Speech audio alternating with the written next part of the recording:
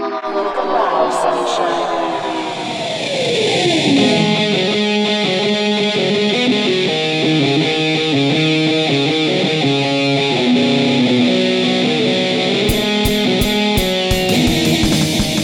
friends, and welcome to My Chemical Fancast. I'm Kat. And I'm Haley. And this is a podcast dedicated to all things My Chemical Romance. That's the one. Today, we're talking about more of Danger Days. And, you know, I'm just going to warn you that this is an episode where most of what I say is going to be, I'm not a big fan of this.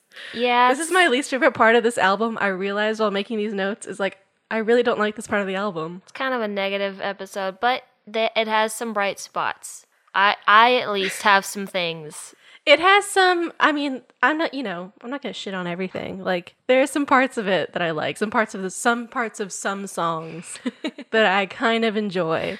But I realized when I was writing these notes that, like, my mixed feelings on Danger Days come from this part. Like, this is the part I don't like. Because everything after this, I'm kind of here for. Yeah. Like, I like all the songs after this, and I like Nana. I just don't like these 3 songs. Yeah. And Bulletproof Heart. Wow. Well, I feel like that's kind of a good thing, though. There's, like, one spot in the album that you're not feeling strong on, and then the rest of it, you're like, yeah, I can jam to this. Yeah, it's like... That's pretty solid. I'm trying to think how many tracks it is. It has all these news things, but isn't it like 13 tracks or something? Yeah, 14 13 tracks? or 14. So, you know, percentage-wise, that's a passing grade. Yeah. Not a great passing grade, but it's a passing grade. I think for a normal person who is not like 1,000% invested into a band like we are, that's a normal thing to not like a few of the songs on an album. And like, these are, considering all the songs that we like of their other albums, not liking 4 songs, just not that bad. Yeah, no, it's good. Not that bad. Anyway, let's talk about it. Okay, so first one is the biggest one. Oh boy, here we go. Sing.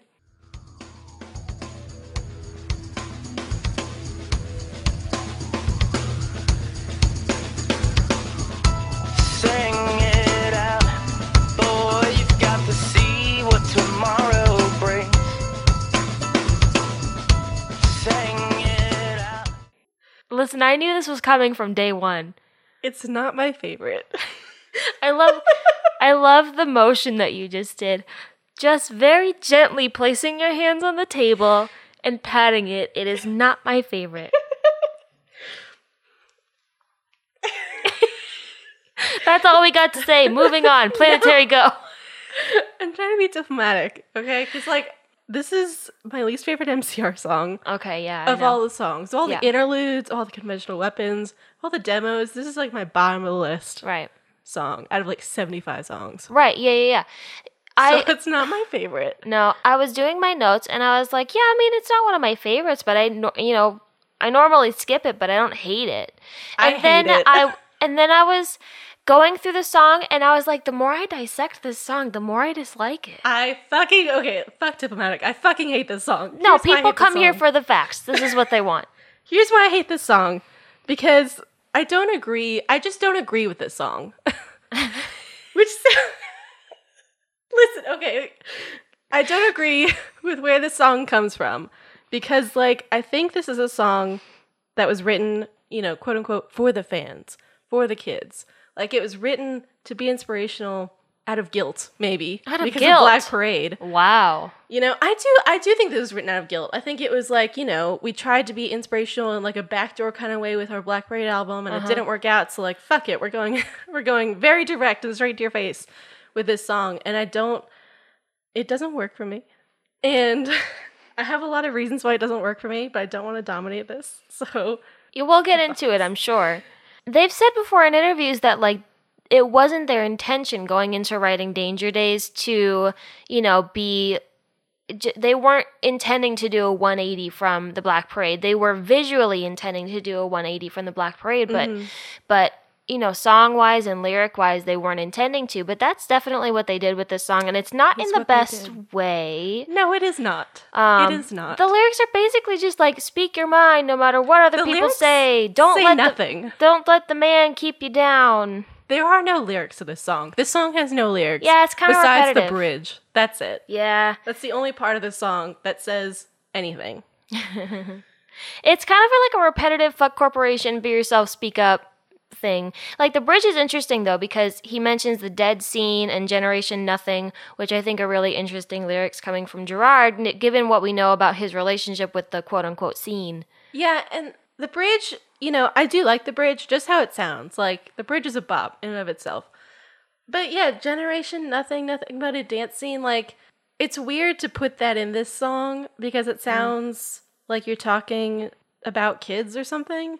But it's also who, like, this song is directed at with the inspirational parts, so that's confusing to me. Well, I think that part is more like a sarcastic statement, like, the adults think that you guys are blah, blah, blah, blah, blah, but you guys know that you're the ones who are going to take the lead in the rebellion, and I think... a white dream. Nothing but a white dream. A product of a white dream, rather. Yeah, I don't know. It's just the one line about a dead scene just sticks out to me because it's just interesting to me. But the rest of it is just kind of like, Yeah, okay. Let me talk about why I think that doesn't work. Okay. I mean, I don't like this song because it feels like inspiration porn made out of nothing. Like, it feels like this song has got no legs to stand on, all it says, except for the bridge, is like, sing because reasons. Like, just do it, Yeah. Whatever. Yeah. And it's a really broad message. And I think MCR has done broad messages before. Like on Famous Last Words or Welcome to the Black Parade, We'll Carry On. I'm Not Afraid to Keep on Living. Those are kind of big messages. But they work because those songs are very specific. And they have a story to them. Like, Famous Last Words, the story is like of this rock star, this band reaching a breaking point in their lives and making the decision to like keep moving. Welcome to the Black Parade, you have the story about a boy who has like a lot of expectations thrust upon him and he's like not sure about it and he's afraid and, who makes the choice to carry on. And so that's sort of what like sells those messages. There's no story to sing. Like there's nothing here. You just start out the gate with the fact that you're supposed to be inspired and it's not built on any kind of conflict or any kind of story or any kind of detail that you can grab onto. I think it doesn't click because it's not personal for Gerard. It's not coming from a desperate need, like I need this song to survive, or like I need to write this song to have like a moment of catharsis. It's literally just like, yeah, I think that they want something positive. I'll write them something positive. And Gerard said that before, that like Danger Days was his album where he tried to stop writing so personally. Which is a bummer. Well, I think that's where he writes best from, is from a really personal. Even if he veils all of it in really heavy metaphors, which he has always done, I think that's where he writes best from, is from a really personal perspective. Right. I mean, I think everybody does, because I think one of like the universal rules in good writing is that the specific is universal.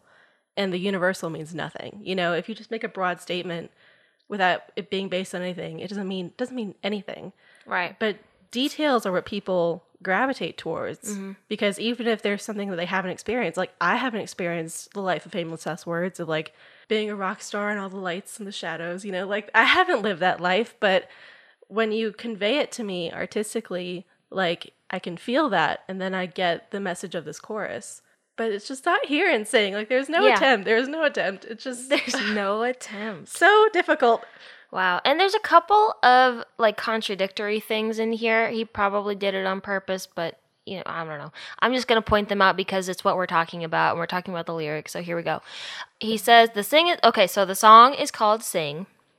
All caps. Sing. Yeah, all caps. And he says in the song, I am not the singer that you wanted, but a dancer. He does dance a lot. He does. He sure fucking does. He wants to fucking dance. Let him dance. But I think it's funny that they named the song Sing, and then in the song he says, I'm not the singer that you wanted, but a dancer. In the song he also says, I refuse to answer. In the next song he says, everybody pay attention to me, I got the answer. I just think it's funny that like I just think it's funny how he's very torn on whether or not he wants you to listen to him. Yeah. Well, that tracks though, because we literally just discussed this. Like, everybody pay attention. Wait, no, never mind. Back up. Turn around. Okay, so I found a quote from Gerard. He said, "Sing is the song I'm most proud of on the record." Really? Okay. You sure about that? At Gerard, I have a couple questions here. The song you're most proud of is Sing? Is Sing? Let's let him speak. Let him speak. You're not even gonna say, I don't know, fucking Destroya or like fucking Summertime maybe, which is like really Scarecrow. Scarecrow. Anyway. Oh my god. Okay. Let him speak. No. Sing is the song I'm most proud of on the record. We had recorded Sing 4th, and that's when we realized we were retracking the album. What I love about it is that it's the band finally writing music free of genre or anything else, writing music solely as fans of music and with a very broad, direct worldview. It is very broad, and writing free of genre or anything else, yeah, free of anything that would make this song good, free of anything that like would connect a person to this song. I'm gonna sound really mean right now. Too broad. It's too broad. It is too broad. Yeah. Overshot it. You know, 75, 77, 73, I don't know. How many songs they get a shitty song? Yeah, it's like horoscopes. Like, they make them broad enough to apply to anyone who can read them. Yes. And if you read into it, it will apply to you. You're gonna catch such heat. Fuck. No, I think even the astrological community is like, fuck horoscopes, but Yeah. tread so carefully. Woo! Oh, man. Well, another thing from Gerard is his tweet about it. And he said, Sing shreds. No, it doesn't. It does not shred. It doesn't shred. There's no shredding in this song at all. Sing shreds? Shreds. It's barely got guitars. Okay. I know. Opening is meant to sound like Chemical Bros. The bridge originally had a sample from the old Avengers show. And then he says Emma Peel. And I'm assuming he had another tweet that said something about Emma Peel, who was an actress in the original Avengers show. But I couldn't find it, so there's that. But He may have sometimes he just ends tweets like yeah, that. sometimes, But, I was trying to listen to a couple Chemical Bros songs. But honestly, it could have been a lot of Chemical Brothers songs. Because there's a lot that are, like, kind of synthy, kind of electric, and, like, chill at the beginning and then build up. Yeah, I mean, I don't mind the beginning, I guess, musically. I really hate the chorus, but which is most of the song. Yeah, it is. But the song is pretty much one giant chorus. But nothing besides the bridge, nothing, like, musically happens in this where I'm like... No, nothing fuck yeah, musically you know? happens. They didn't let Ray nothing. live on this song. He and was stifled. That's a He crime. was stifled, except for later. I'll bring that up in a second. Yeah. But on the one part that I heard Ray that I'm going to point out because it was the only time that I heard him on this fucking song, even though I know, like, he plays the song, like, he's on it. But do I hear him? No. No, I don't. Anyway, here's the one part.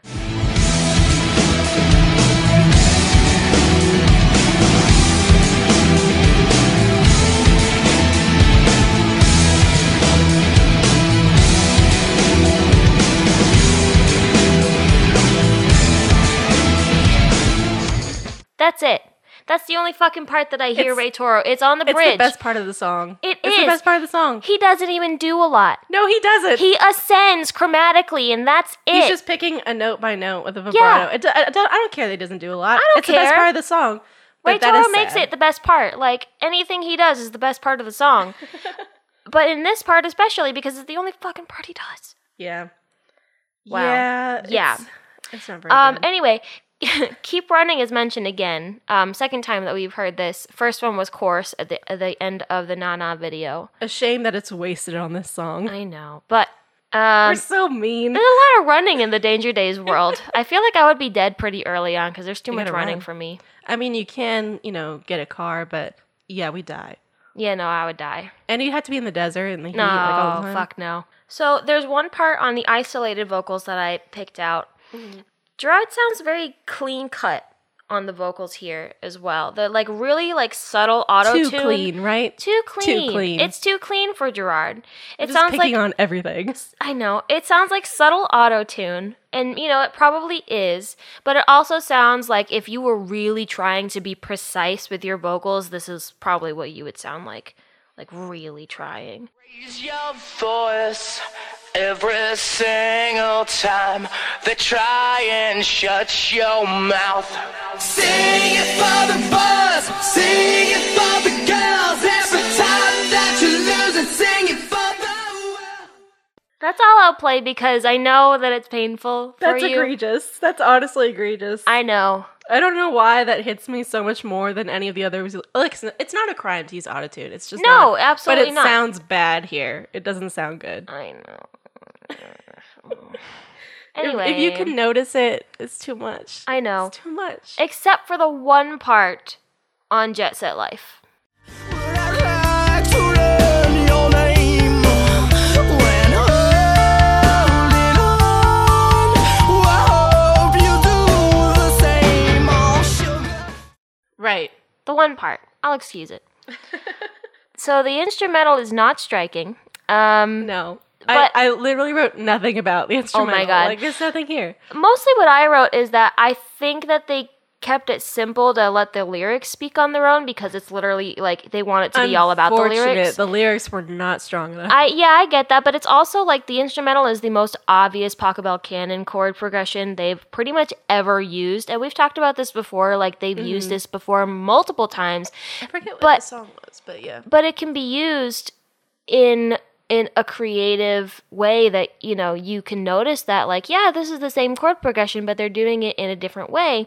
No, this is just straight up, bum, bum, bum, bum.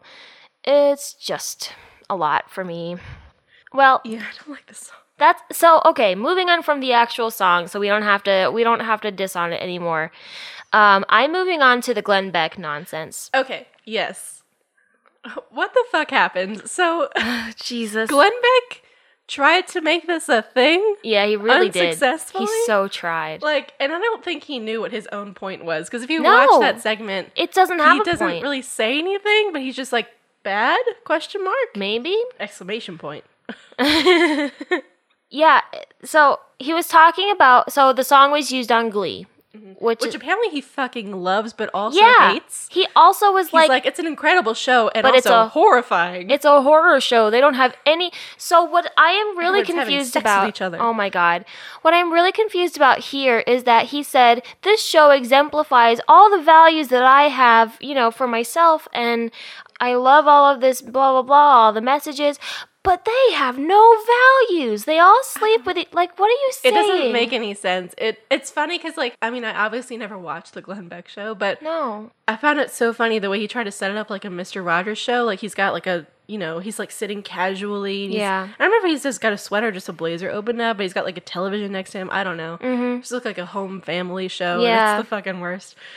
So he tries to make it a thing. He like takes out the bridge lyrics and reads them, and it's honestly really funny. We should insert the clip.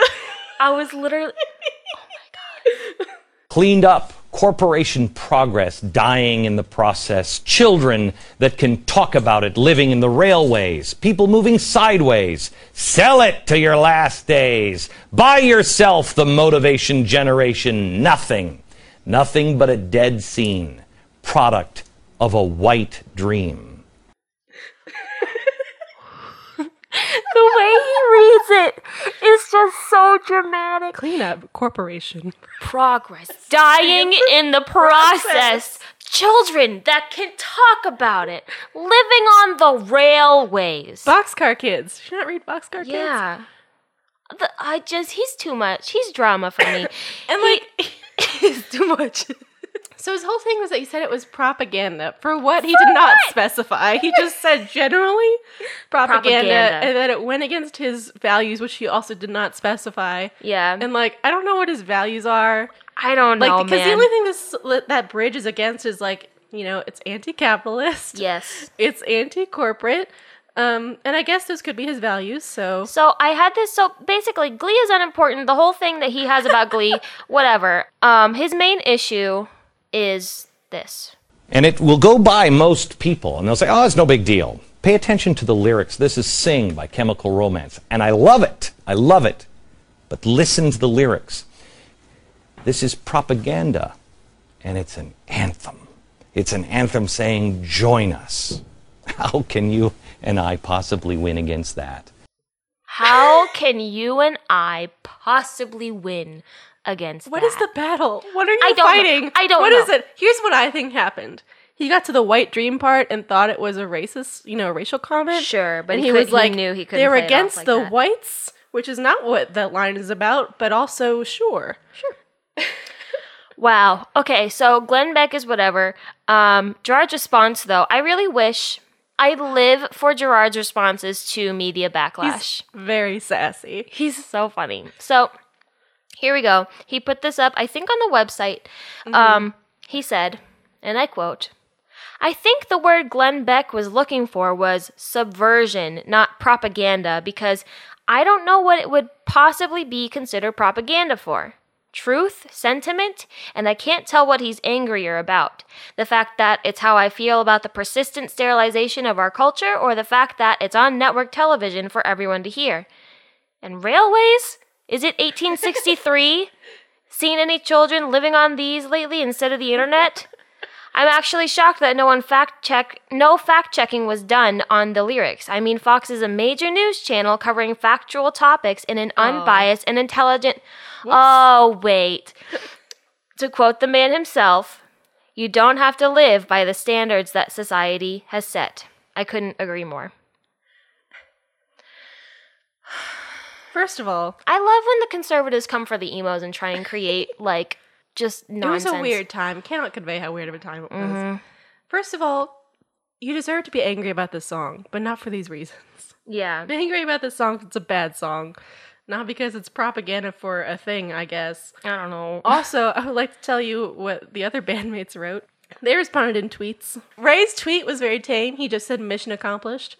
Frank's tweet, Frank is, a little firecracker, and he gets very riled up about politics on very specific times. Yep. And he said, yay, fuck that dude's face with Obama's birth certificate. Okay. Moving on from Glenn Beck. Yeah. There was one part of this song that I really like, Okay. which is that they redid this song and reissued it Oh, yes, for Sing It for Japan to raise money for the 2011 earthquake and tsunami efforts. And Ray spearheaded that whole thing, and I think he may have solely rearranged it. Yeah, he did. And it's really beautiful. I really like that version of it because it just sounds really lovely. It's completely different, and it has a lot of strings, and it's just really good. Yeah. Yeah, videos of the production of it with him, just kind of orchestrating everything and just, I don't know. It was just very, you could see that he was having some part of his life fulfilled that, he wasn't getting before. And he was like, oh, this is what I like. I really like to do this. And it was nice. Yeah. That's when the song is really good. Yeah. Genuinely. Not just because it was for a good cause, but, it sounds incredible. Should we talk about the video? No, I don't want to talk about the video. We have to. It's a good video. No, it is a good video. I'm kidding. I don't... It's a good video. It's, has a completely different vibe from the first video, which was Yeah. very, campy and very, spaghetti western, if you had to pick an Instagram filter to call it, it'd be Valencia. Yeah. And this one is, Clarendon. Clarendon. The first one is Valencia. This one is Clarendon. It's got a lot of blues. It's got a lot of lens flares. Yeah. So essentially, the video is they're coming for you. They're mad. Course took the girl. They're kind of upset about it, and they are just ruthlessly murder a lot of people. Yeah. Which they have not done in any video before besides Nana. Right. I don't think they've killed anyone in a video before. I mean... They've just been killed. Yeah. Yeah. But now they're here to murder. Yeah. Didn't Gerard co-direct... Yeah, he co-directed this one. Along with Ooh. Nana. A director. Yeah. A Renaissance man. A Renaissance man. He co-directed both of the videos. The beginning has some flashes of BLI propaganda. This is actual propaganda. It has little messages like everything is perfect, building a better you, we can fix you, keep smiling. Glenn Beck's ideal world. Yeah. So I feel like in this video, it's been a minute since the Nana video. They look a little grizzly. Ghoul has a scar that's a half Glasgow grin. Jet has an eye patch, presumably from taking a bottle in the face. He has gray streaks in his hair, which I don't know if he had in Nana. I'm gonna have to go back and watch and see if he I don't know, but I don't think so. I don't think so either. They've been roughed up. It's taken them a while to get here. They didn't just like go from that battle, Right, and yeah. then come here to headquarters. Even though the girl looks the same, but whatever. Yeah, whatever. You know, you can't change that. So they're going into BLI to save the girl, and they fuck shit up. Course is awoken like a cyborg. I was confused after seeing this initially of like what Course was. Like, is he a human? Is he a cyborg? Is he... I don't know. What, like... There are what? definitely cyborgs in this universe. Yeah, there are. I'll tell you when I read the whole comic, if I learn. I mean, from what I remember, he's just a regular old dude. I thought he was a regular dude. Yeah, I'm pretty sure he is. Yeah, I just thought he was a regular dude. I don't know. I'm also loving how serious they are about this. Like, they're very intense when they come in there. They're like, No I don't jokes. give a fuck. Yeah, no jokes. Like, when they get the girl, Frank is just stone cold shooting down these Dracs. And when Gerard hugs her, he's got, like, that ghost of you, 1,000-yard stare. Yeah. Like, he knows he's gonna die. Yep. Such good actors. So, they bust inside this building. They get the girl pretty easily. And then all the alarms are raised. Everyone comes down the elevators, like, shit starts. Yeah. Course, an elevator opens and, like, there's Course. And I love the way that he brandishes his gun. He I know. flips it upwards and then turns his head and walks in that direction. There's so It's just Grant much. Morrison. No one directed him to do No. that. He just did it. They just wind him up and said, go. They said, the door opens, walk after Gerard. This is how he would normally walk after Gerard. It's so funny. And then they have a big battle in, like, the lobby, I guess. Mm-hmm. There's a really good shot of Gerard and Mikey back to back. Oh, yeah, shooting. back to back, Mikey way. Like, ideal. Like, that's their dream, and they know. finally got it. Also, when Course shoots at them, he starts shooting like a gangster with Oh my his God. gun tilted to the side. Yeah. And then he goes, like, upwards like a normal human. Right. But it's really funny when he shoots It is. sideways. Yeah. Who do you think you are? At one point, Gerard kills a Drac, and the mask is removed, and it's revealed to be Jimmy Urine. He murdered Jimmy Urine. Wow, can you believe? So, Gerard has said in universe it's someone that Party Poison knew. Yeah, he looks like afterwards he looks shaken. Yeah, he's like shocked. So, I think it's like Tommy Chow Mein or something. I can't remember who it was, but it was someone that he knew. So he's like in shock for a second, so he loses his cool. So he's lost for a minute, and then Course gets a hold of him while he is lost in shock. So Course kills Poison Weep womp. with a shot under the chin, which somehow does not leave a hole or any blood. No, well, it's a laser gun, so it's different, but and you people can have burn see marks. you can see the smoke coming out of the top of his head right. when he's Oh, sliding right. down. But Gerard is a fucking born actor because he does slide down. He He slumps down the wall. Oh to my his God. death. A fucking Renaissance man. Wow, Gerard dying in this video is honestly everything.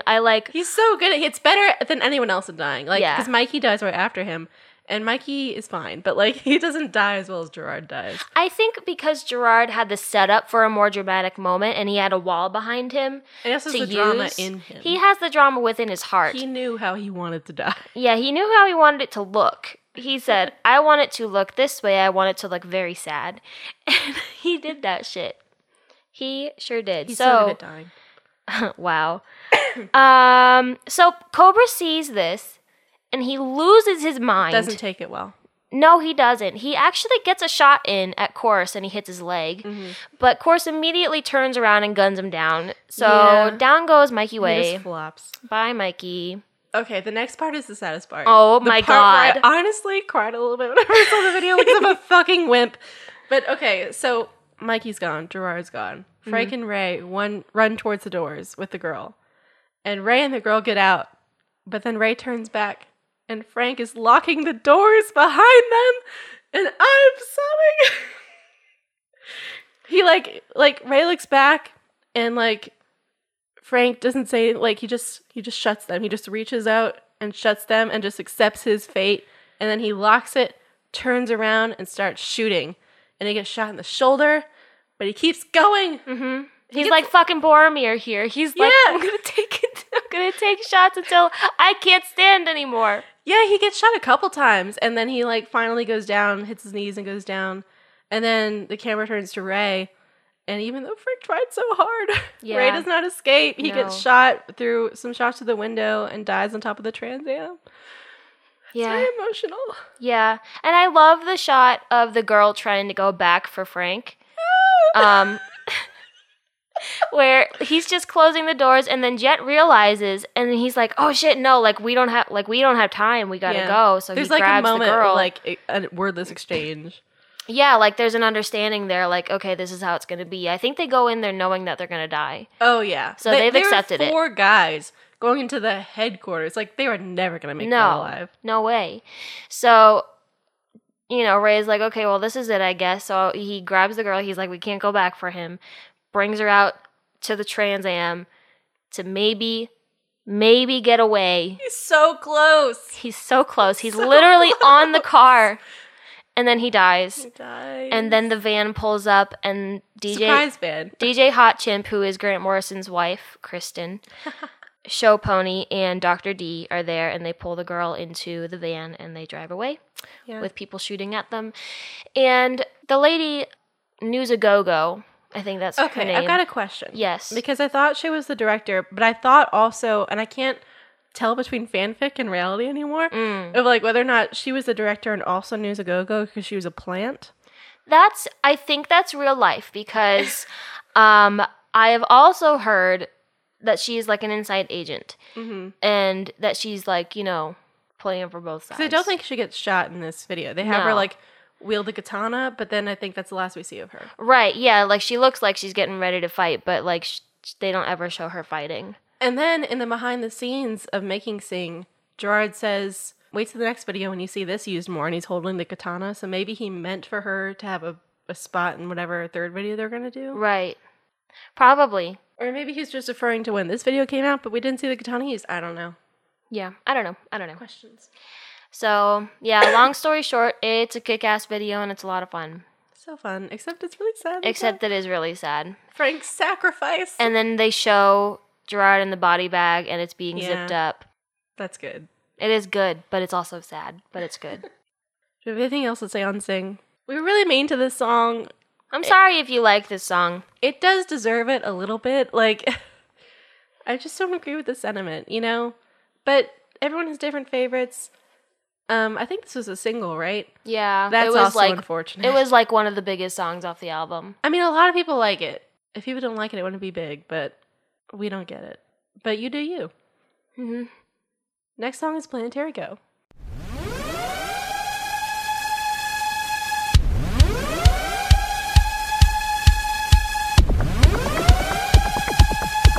There might be something outside your window, but you just never know. It could be something right past the turnpike gates, but you'll just never know. They finally get to do a dance song, Yes! which they've apparently wanted to do for a long time. Yeah. And she's bouncy. She is But she's bouncy. also aggressive. Aggressive and bouncy. Wow. The sirens, the drums. This is a bop. It's a bop. Oh, don't shit on this one. I don't have a lot to shit on it for, but it's a bop. I really love the lyrics. Mm-hmm. Sometimes I wish maybe it was a little bit faster or something. Yeah. Sometimes I feel like the tempo is a little slower than I want it to be. Or there should be something, or the drum should be heavier. I don't know. That's my only thing about this song. Okay. Is that I like it, but I know that I could like it so much more. Okay. I mean, I think a little speed helps it, or heavier drums or something. Yeah. That's my main beef with this song. Okay. And I also tie the song to Party Poison. And so if I want a dancey song, I go to Party Poison. Right, yeah. I feel like the song is kind of ahead of its time, because I think that, in 2010 we weren't getting a ton of music that was a dance punk song, which I think you get a lot more now. I think that's way more common with Swimmers and stuff. Or even maybe new Fall Out Boy or new Panic at the Disco, but it's not the same. Yeah, or I don't know how, but they found me or something like that. So that's way more common now, but it was not common then. So props to them for doing something that was kind of not around. Right. Pioneers. Ray said on this song, "That was really fucking crazy for us. It was late at night and Gerard heard the hook. I wanted a 4 on the floor kick, and we wanted to do a dance thing, but we wanted it to fucking shred, and we wanted to make it ours.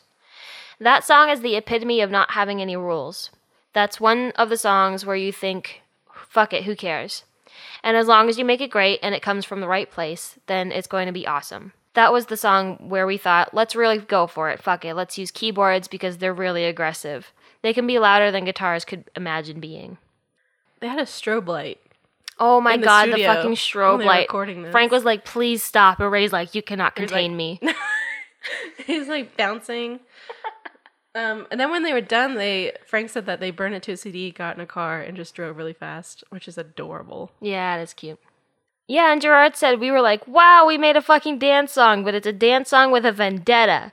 We'd never heard a dance song like that. The way everyone was playing so hard and the way the lyrics had such a vendetta, we'd never heard anything like that. Nobody could do that song but us.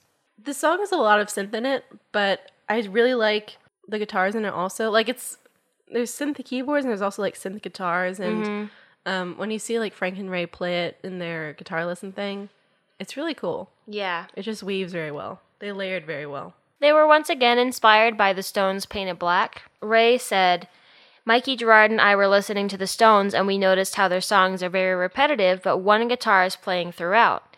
And the way we built a lot of the record was by taking it 8 or 16 bars at a time and using melodies that would work over an entire verse, which is kind of strange.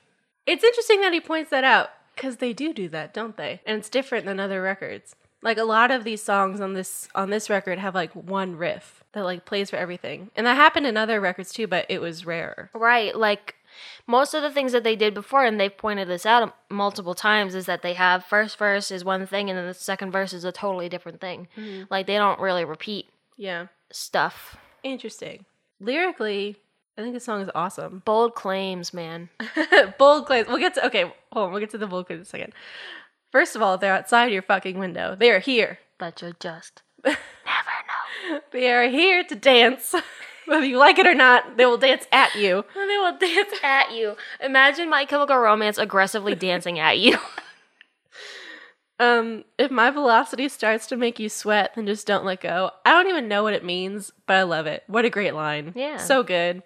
Now, the bold claims. There are some hot takes on this song. Oh, I love it. Fame is now injectable. Faith is unavailable. They sell presentable, young and so ingestible.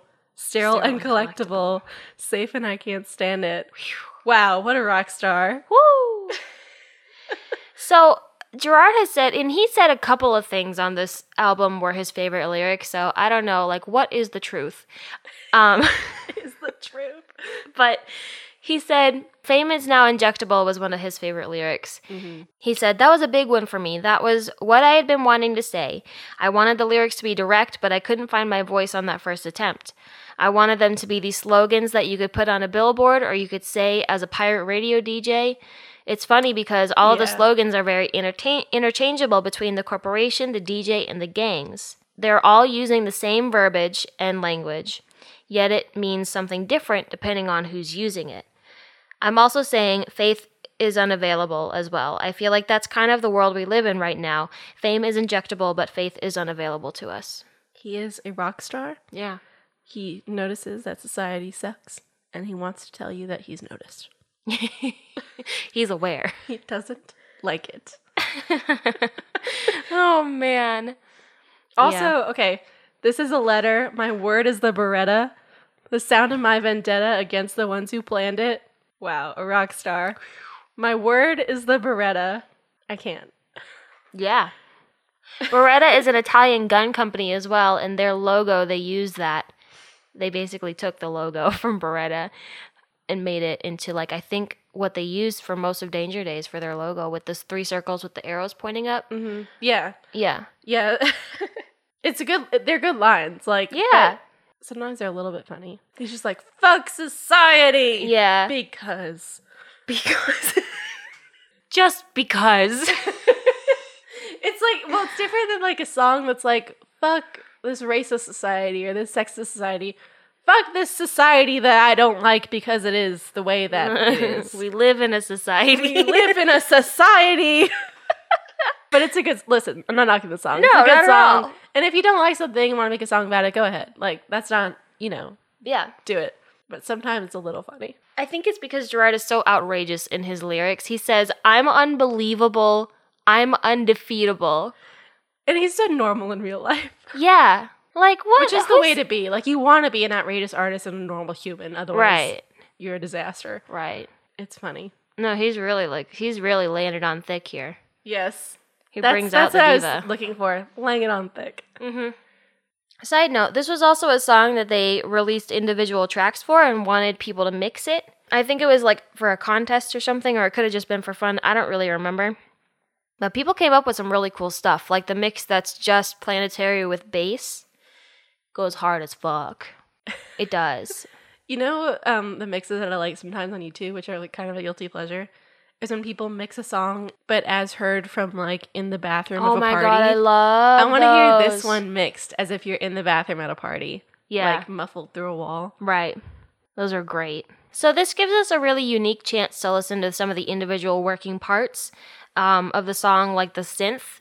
And we don't have time to dissect all of them individually, but if you are able to access them, I would encourage you to do so. I think they're all on SoundCloud, and some of them are on YouTube as well. So I would definitely encourage everyone to go listen to it, because it's really cool to listen to and be like, oh yeah, like this is that, because there's some stuff you don't pick out. Mm-hmm. Like there's some stuff you don't hear going on with the synths, and I think the bass is really like a driving, bouncy thing. Like this song would not be the same without this bass line. Like Mikey the bass line through. Is like kind of the whole thing. Yeah, it's the whole thing. It's so good. It's a dance song. It is. Gerard also experiments with his falsetto here, which is an interesting choice in a song that goes this hard. He was left with few other choices. I know. After the Black Parade. Aw.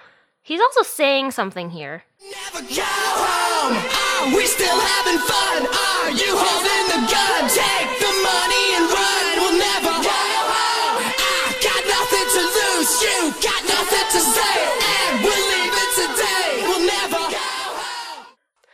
I've always, he is saying something, and I've never questioned it. I've always heard it, and I've just accepted it. You just kind of imitate the vowels that he's saying.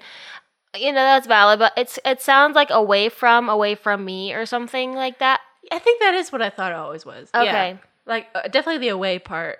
But I don't know. That is very high-pitched, though. Like, it's feminine. Yeah, it's just the tone of his voice, because it's not even that high, because he's belted that high before. That's a C5, I think. Mm-hmm. So it's not really that high. He's belted higher than that before. He's belted a D. He's in his head. Yeah, it's just a very floaty, da, da, da.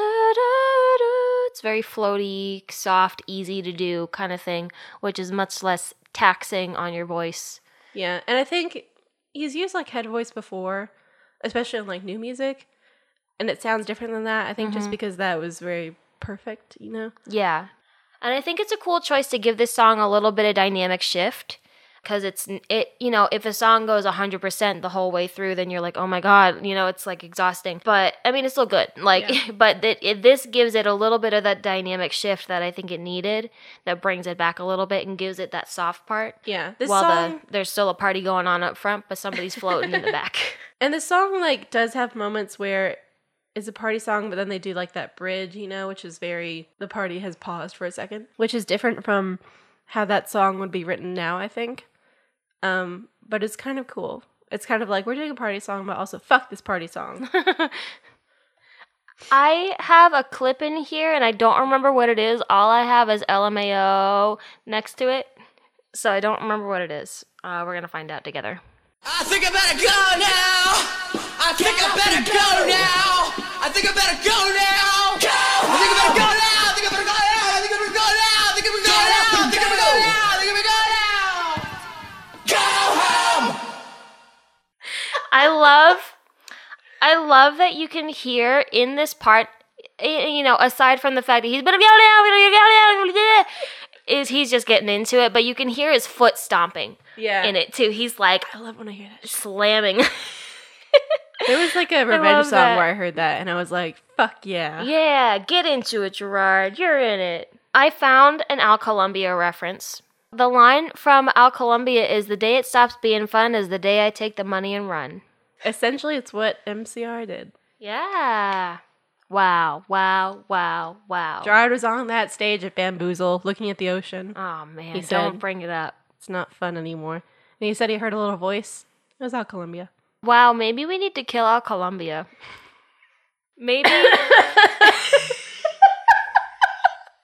Please do not sue us. We do not wish to kill Al Columbia. A still living comic artist. So on to the synth. Ray used some pedal magic, and he stated what pedal this is. It's like an electro... Oh, it was a Pog pedal. I think it's an electro something. So he used pedal magic to make his guitars sound like that.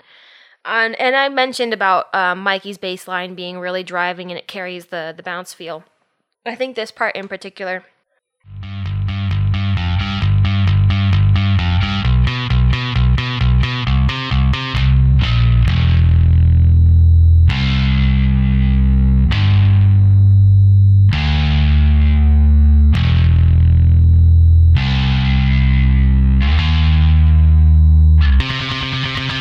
I never realized about Mikey's bass before that tone is so distinct. Like, that bass sounds like an MCR bass. Yeah. Just something about it. Just, it sounds so familiar. Yeah, it sounds like Mikey Way. Mikey also said in the Grammy interview that this was one of his favorite songs off the album, and it felt like it was a milestone for them to write, you know, as we said, the dance song that they've always wanted to write. He said the first dance song that they kind of attempted was Vampires. Vampires Will Never Hurt You? Yeah. Wow, they failed. I mean, I love that song, but this is not a dance song. I mean, I don't think they went in being like, all right, this is a dance song, and we're going to fuck this up. I think they were just like, this has a bouncy feel. Like, this is something I can kind of... That's hilarious because, I mean, you know. I love Vampires. Yeah. But it's also one of their least, cohesive songs as far as, parts. They were baby songwriters. It was the fourth song they had ever written. So cut them some slack. I'm not shitting on them. I love that song. Listen, I love their more fucked up songs. Oh, I know. The songs that make less sense, the more I like it. Oh my god. Fuck a chorus. Fuck a chorus. Fuck a chorus. You need at max 2 choruses. Oh my god. 3 is right out. What do you mean, in a whole album? No. Sometimes. Depends on the album. That's bullets for you. It's 2 choruses on the album. I'm going to make an album with no choruses. I can't wait. It's just, honestly, just one long song. Right. Do you have anything left on the instrumentation? Because I was going to go on to the video, but... I do not. Okay. I didn't even, whatever. I mean, the video's not like a huge, section that we have to cover. I just feel that we should mention it. Basically, the video is a dance party with fans. Yeah. And I think they may have even gotten this idea from the girl at the Grammy interview who is like, I think the video should just be, all of us fans were talking and we said that the video should just be a dance party with the song without you guys in it. They were like, yeah, but I want to be in it. Warner's is like, you need to be in it. Yeah, you need to be in the video. Sometimes I forget that they made it.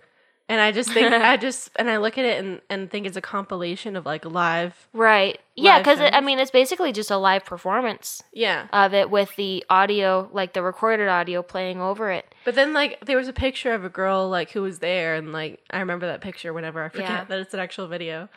But yeah, if I can forget, it's an actual video sometimes. Yeah, I remember some of the behind the scenes stuff that was they were playing the song really loud over speakers and the band wasn't on stage and they were just getting shots of the crowd jumping and stuff like that. And then they brought the band on later and had them do stuff by themselves without the crowd there. And it's just it's a video. They did a video. It's weird to put that much effort into this video when you could have easily done it as a compilation of live shows. It's fine. Yeah, but this video is ideal for the song, to be honest. It fits the vibe really well. It's inexpensive because funds were lacking. Yeah. I don't know. I didn't look up how much they spent on the Nana on the Sing videos, but too much. Yeah, that production quality does not come cheaply.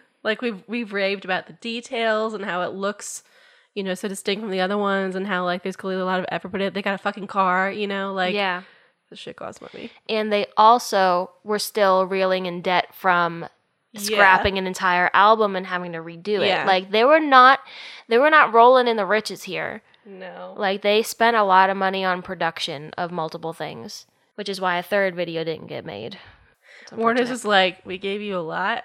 Yeah, we can't do went a anymore. lot on faith, and it didn't this album didn't sell very well. That's a different discussion. Yeah, it is. It was a different time too, like with a lot. It's it's different anyway. The fans went hard as hell for this video. They came up in their Killjoy gear, and we always pull through for these dudes. Like there were people with mascot heads on, and like the ray guns, and the bandanas, and the gloves, and all kinds of things. Deweese is also in this video, and He Who Must Not Be Named is also in the video. But anyways, I'm gonna focus on Deweese because I love Deweese. A shadow is behind the drums. An unnamed faceless shadow looms behind the drum kit. We know not who he is. Gerard's arm says "Crime is doomed" on it. What does that mean?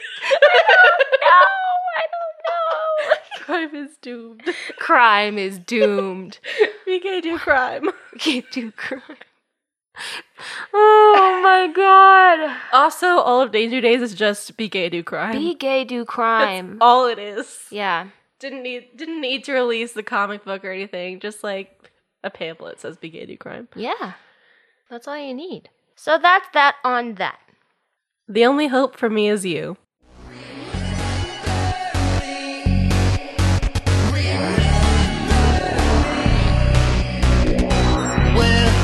Where will you stand when all the lights go out across these city streets?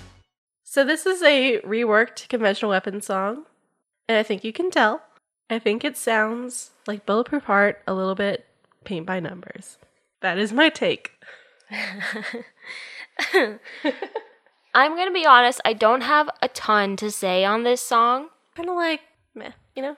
You know, I think they had some things going in the song lyrically about like leaving a legacy and maybe showing like a softer, more sentimental side to the Killjoys.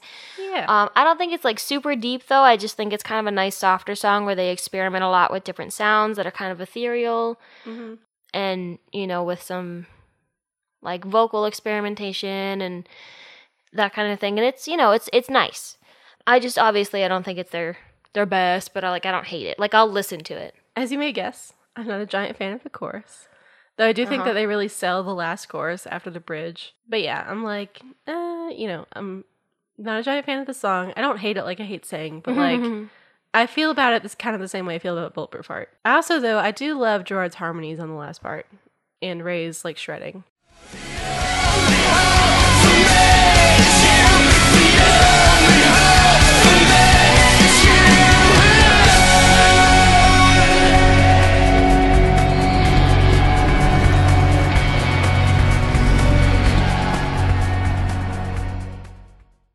In that last section. Yeah. But that's kind of the only part in this song where I'm like on board. Yeah. It also like feels like musically it like feels a little bit out of place with the record. Especially when you consider all the songs that we're going to talk about. Like, why is it here? I don't know. So, as we said, it's one of the 4 songs that made it through the first session. Gerard said, "This was the hardest. We knew we loved this song. We knew it was an amazing song, so how are we going to get this song into Danger Days' world, which at this point had become very electronic, retro, thrash rock album, and this needed to live on there. This went through a lot of incarnations, a lot of exploration, a lot of programming, and we settled on this version that was kind of split up the middle. It had programming, it had these big sweeping Blade Runner keyboards in the beginning, but then ultimately it's a rock song, and we kept that about it." I don't know if I would call this a rock song. I would call it a rock song just in its construction. But I think when Danger Days is at its best is when it is kind of referential. Like when we're going to talk about Party Poison, like it's just one big reference. Right. It's referential, but then they do extra. They do more. Like they've done on all their records, And this one sounds like Conventional Weapons when Conventional Weapons is just like, sounds like guys who wanted to write a rock song. They're like, we need a verse, a chorus, a verse, a chorus, a bridge, a chorus. That's the way in which it sounds Conventional Weapons to me. And like the way it sounds like, quote unquote, a rock song, like a generic rock song, except for the lyrics. Yeah. But I don't know. It just like, if I had to cut this album, I would cut all the songs from this episode. And Wow. You would even cut Planetary? I wouldn't cut Planetary. I would just rework Planetary. Wow. I would just rework it. And I can't even say, like, I wish that they hadn't put any of the conventional weapon songs on here, because I do really like Save Yourself, and I forget what the last one is, but it's one that I like. So I'm just a big old hypocrite. But these 2 conventional weapon songs should not have been on this record. Wow. In the lyrics, they're talking a lot about a catastrophic event. So Yes. in our day and age, and in their story, we feel it to be 9/11. Right. Where were you when the embers fell? I remember them covered in ash and glass. But since it's being set in the Killjoy world, it could be talking about like the pig bombs and the helium wars and all that kind of thing. But like IRL, it's talking about 9/11 again. Yeah, I mean, it sounds a lot, some parts of it kind of remind you of Skylines. And, I mean, I think I said way back when we did Skylines that I felt like Danger Days was kind of inspired in part by 9/11, and I still feel that way. Yeah. And I think that's in this song. Because that whole section is very, like, if you had to draw that, like, I feel it would look just like the aftermath of 9/11. And then you have this whole part in the chorus that says, "Can I be the only hope for you because you're the only hope for me?" So I feel like this song is about, like, a dude who has to go and fight, because he says that he keeps thinking about, like, the guns they sell. So sees that shit is going down and has to go and fight, and is fighting because he, like, has hope from this person or whatever, but knows that he'll probably die. But hopes that when he dies, his memory will inspire hope for other people, rather than just dying and being forgotten. Right. That sounds familiar at Frank. Wants to make a mark. Frank sacrificed in the BLI headquarters. God. We cannot forget Fungal's sacrifice. Wow. In memory of... It's weird because, like, this song actually goes really well with that video. Yeah. Because they're fighting for the girl who they find a lot of hope in. But also, I don't know if they exactly in this moment, like, want to be remembered, but they want it to mean something.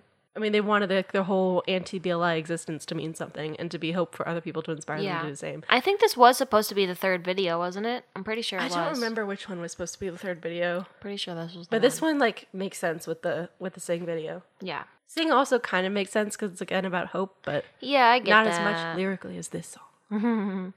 The beginning instrumental is very dreamy and, like, soft. And then we get into this pop-like synthy boppy thing, which is like rad as fuck, but also this is MCR. And I'm still blown away by the fact that this is My Chemical Romance that wrote Vampires Will Never Hurt You. The next half of this album, after the Traffic Report, I don't think you have as many moments of like, this is MCR, And I think that sometimes it's good to be like, whoa, MCR did this. Yeah, no, I think it's a good thing. Sometimes it's a little too much, and you're like, MCR did this? Yeah. I mean, y'all are better than this. Why? It's such a downer episode. Aw, it doesn't have to be. Listen, the rest of the episode's gonna be so positive. But anyway, anything else to say about this? Nope. Neither do I. Yeah, I told you I didn't have a lot. I don't have a lot for it. There's not a lot to say about it. It's just a... It is what it is. It's there. Regular song. Yeah. Interesting lyrics. See, this kind of thing is what I expect from other bands.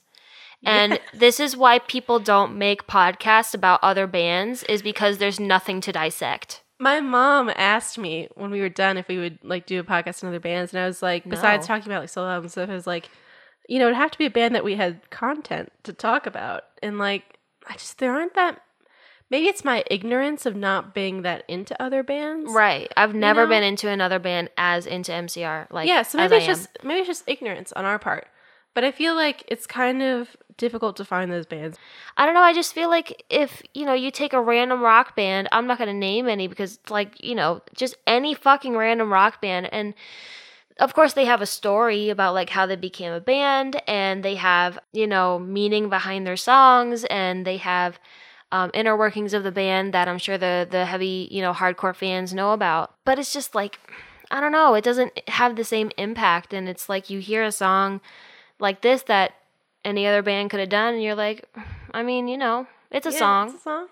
Like, I mean, I do think that like lore is the key. Like, you need to have, there needs to be a story there. Like David Bowie could do it on, there's a Gorillaz podcast, which makes a lot of sense. Yeah. You could do a 21 Pilots podcast, because I don't know a lot about 21 Pilots, but I know that they have like a world and like a story. Yeah, world building is essential. Yeah, so like those are ones that I can see, but I think, it would be hard to do like a podcast on culture abuse. I love culture abuse, but I don't think I'd do a podcast on them. No.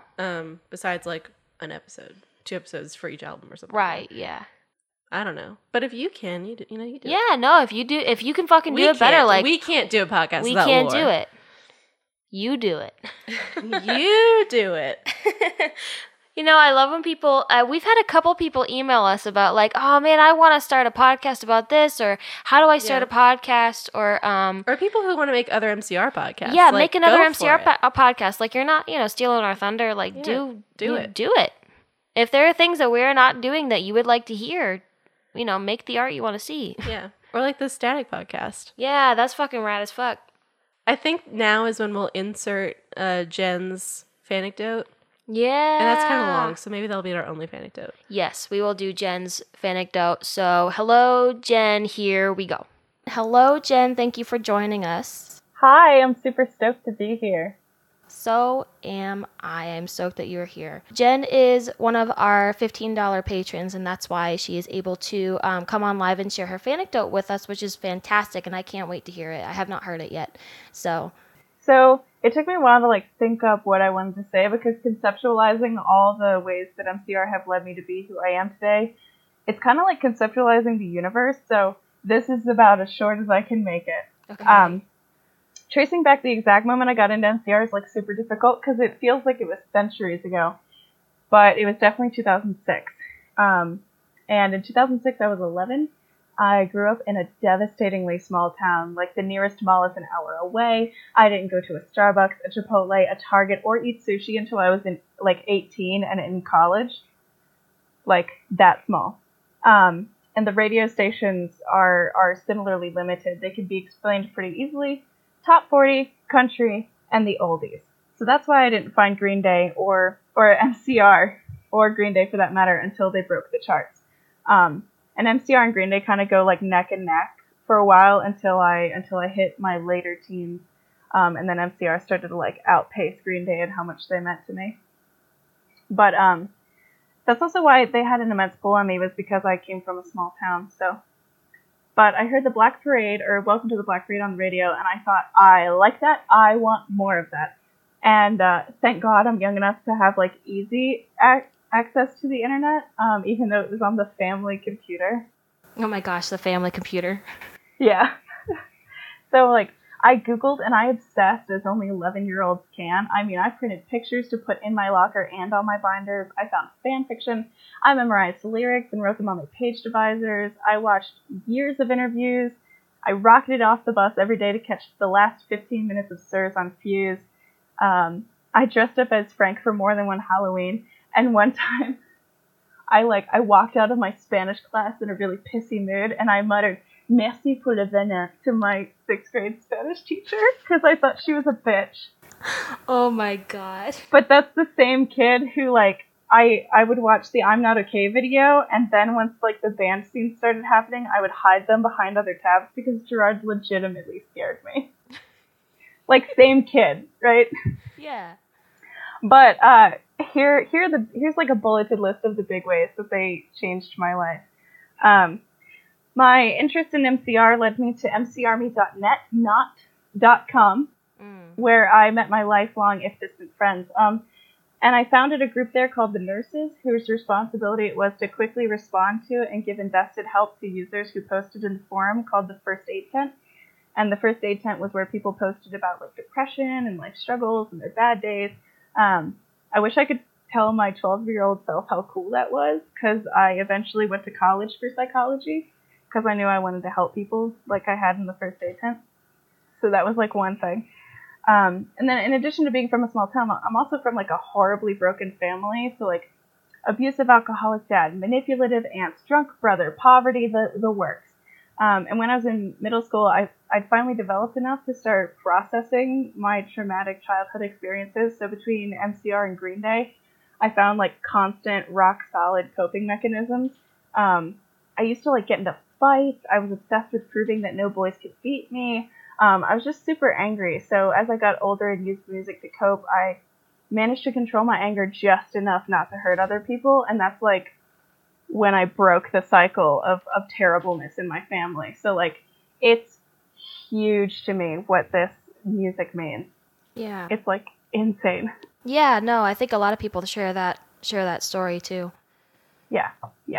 I'm not one of those kids who's ever said, like, MCR saved my life, but they definitely changed it for the better. Like, I really don't know who I'd be without them. So then, like, as I got older, they've really been there throughout my whole life.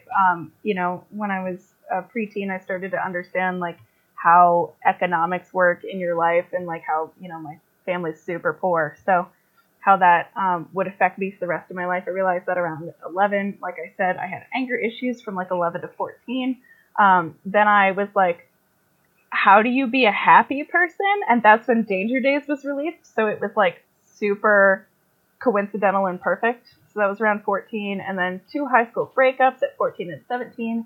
Then my brother died when I was 16. Then, you know, because my brother died, I had to change my relationship with my mom a lot. Another of my friends died when I was 17. I started participating in the vagina monologues, and that's like a whole bag of cats to find out how many of your friends have been sexually assaulted. So every February, I just jam famous last words over and over and over. And then my PTSD came back when I was in college, so it's like 19 to 21, and now I'm 13, and I don't know what I want to do with my life, even though I have 2 degrees, and I'm qualified for lots of things. So if anybody wants to give me an excuse to learn the bass, or, like, trust me enough with a microphone, I'd love to start a band with you. But that's just what their music is helping with. Like, the song Famous Last Words alone has helped me through so many stuff. As people, they, like, inspire me even more. And since they've broken up even, I've met so many friends through things like this. 2 of my best MCR type friends are Kyle and Abby. Shout out to them. They are in New Hampshire. I'm getting matching tour buddy tattoos with Kyle because we only see each other at shows. Mm-hmm. Yeah, and I met them in a like Life on the Emergency drinking game chat room when I was 21. Yeah. That's amazing. And yeah, that's the long of the short of it. And then there was the time I ate pretzels with Frank Iero at 2:30 a.m. on the streets of Philadelphia. I need more about that. I need details. Okay. So this is actually the first day I met Kyle and Abby. Like, we met on that chat room. We became friends on Tumblr. And we started talking that way. But then we were like, I'm going to the Philadelphia show. And they were like, oh my God, us too. We should totally meet up, hang out, be besties. So the first day I met them, and they're both, like, really, like, more introverted people. And I'm, like, this explosion of extroversion and, like, I love hugs. And Kyle's like, please don't touch me. And I'm like, deal. But, so the first day I meet them, we were like, yeah, we're gonna wait out for the band after the gig. So, like, we wait, and time goes by, and there's this one, like, 14-year-old fan who's, like, excitedly waiting, and she goes, oh my God, what if I call him Rat Daddy to his face? And I look over and I say, that would be disgusting and rude. And Kyle was like, that was the moment that you became my best friend. Well, not his best friend, because Abby's his best friend, and I can never step on that relationship, but it was golden. Yeah. But we stayed out there until 2:30 in the morning. Only 8 people were left.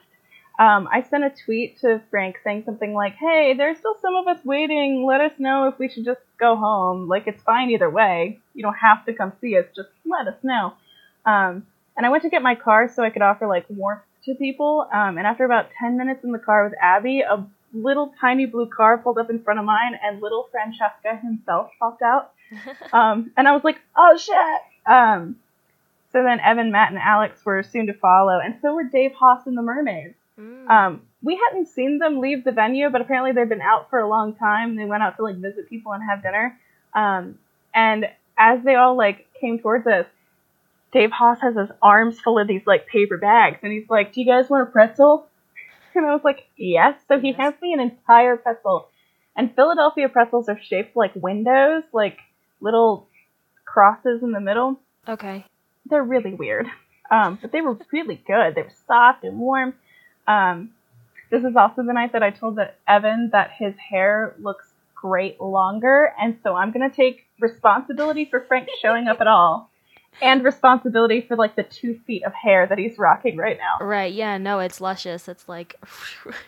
Yeah, I'm taking credit for that.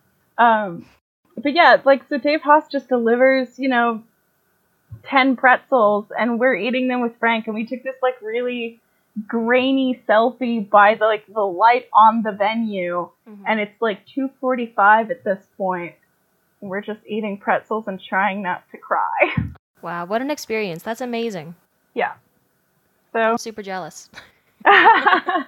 yeah, I've got a lot of like little one-offs like that because I've seen Frank so many fucking times, and I'm going back 5 times this year, and Kyle and I are getting those tattoos in Jersey on the Jersey date.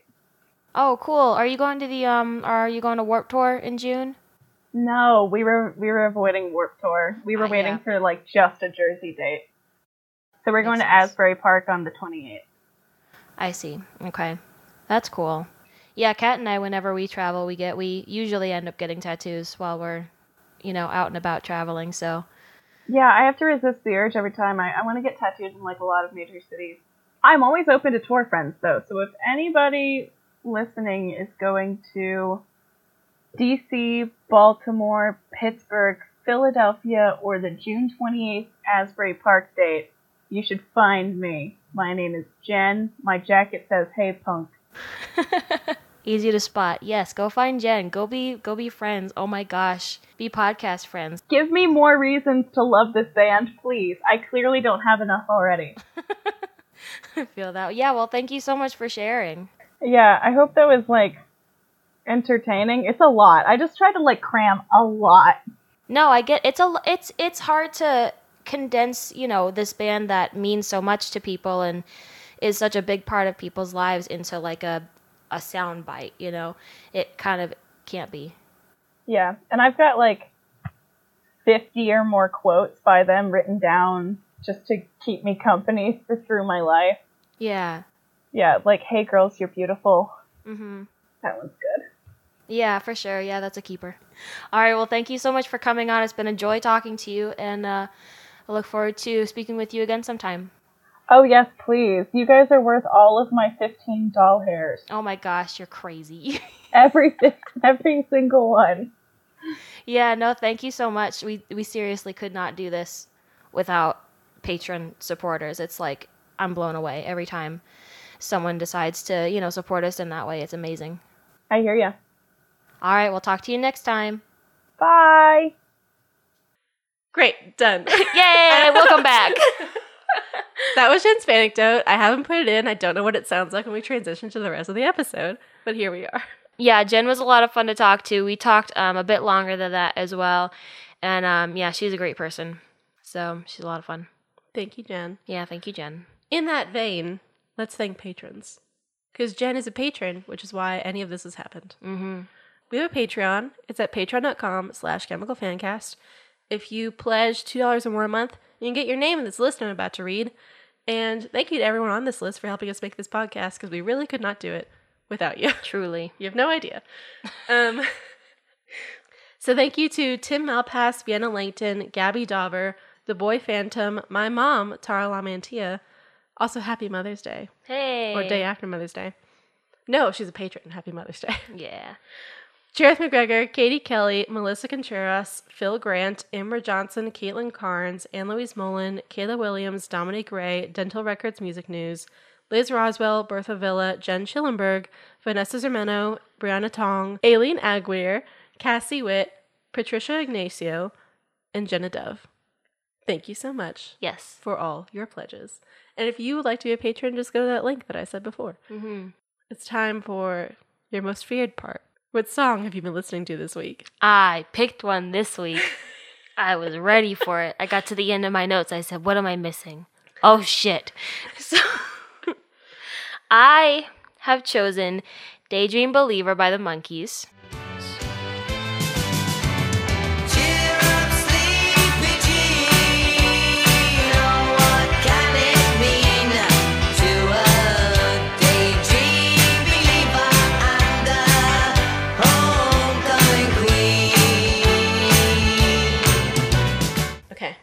And there's 2 reasons for this. One, because I have been having a very terrible, no good, awful, anxious week, and I needed a happy playlist, so I put on a happy playlist on Spotify, and it's all like 50s, 60s music, and it's calming to me.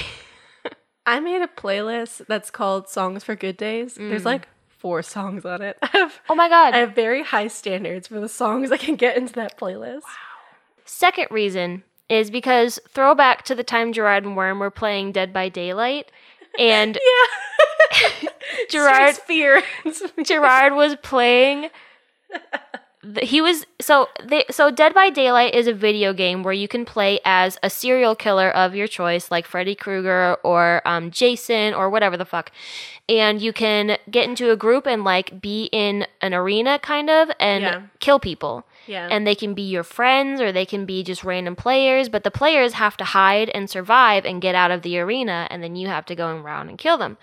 So Gerard and Worm were playing this game on Worm's Twitch, and Worm was a survivor and Gerard was the killer. Gerard was a wannabe survivor. So Worm was talking, and then Gerard just goes fucking silent. And then you all of a sudden hear this song start playing very softly in the background. And Worm is like, what the fuck is that? What the fuck is that? Let's talk about this for a second. Okay. The thought process that had to go into this. He had Gerard to go is up and get the record, put it on the record player. No, he because the silence was a long time. They've been talking normally, and then the silence was sudden and long before the monkey song came on. Gerard knows how to torment people. Like, he does a Renaissance man in many ways, and if it was a different time or a different place, like, this guy would fucking murder you in very creative ways. Oh boy. Yeah, it wasn't like oh haha, okay, now we're playing, I'm gonna be the killer, still sleeping, you know. It wasn't like that. It was okay, we're playing. Silence for a very long time. Creepy little laugh. He's a dude. He grew up on horror movies and he knows how to fucking use that knowledge. Yeah. Anyway, it's a good song. That's one of my favorite things about Gerard. Like, one of my favorite stories about Gerard is that we got to experience that live. That's a moment in his life that we got to experience live, and it was really fucking funny. It was really funny. Anyway, what's your song?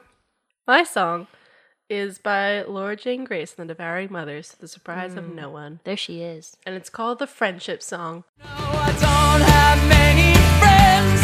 I only ever seem to fuck over them. You're not like the rest of them. You accept me for who I am. And I don't judge you for it, and that's what friendship is. And I love that song. It's very calming. I fell asleep to this album once. Like, I don't know why. It's just a very comforting album. Yeah. This is a very comforting song to me. Mm-hmm. I like the part where she says, "You're a survivor like me, and goddammit, I like that." I just really like this song. Yep. I want to be Laura's friend. Me too. I want her to think I'm a survivor like her, and goddammit, she likes that. Also, I went to see Laura with a friend of ours that we met through this podcast, through MCR, through going to that Comic-Con in Durham. That was nice. Mm-hmm. I think that's all we have to say. Yeah. I think that's all we have to do. The next episode will be less of a downer. If we shit on your favorite song, we're not necessarily sorry, but we don't mean it personally. Yeah, no, it's not a personal affront to you. It's just that people have different opinions. If you disagree, you can tell us about it, as long as you're not a dick about it. Right, if you're a dick about it, I don't want to hear it. Anyway. Yep. I'm Kat. I'm Haley. And this has been My Chemical Fancast.